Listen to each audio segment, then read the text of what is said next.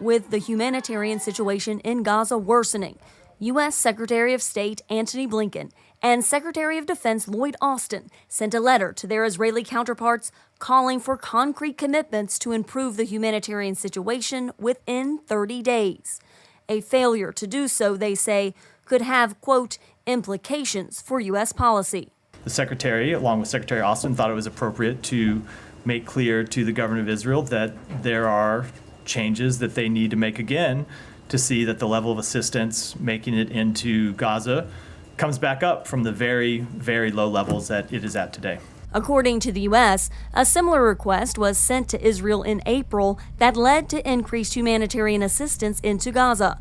But that assistance is now down by more than 50% from what it was at its peak.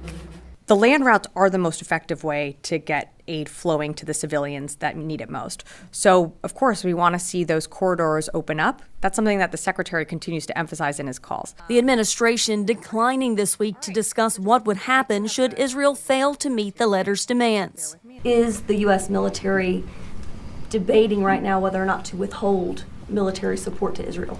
Israel continues to receive support from the United States, whether it be through FMS sales or what you're seeing, that we're doing in Israel self-defense.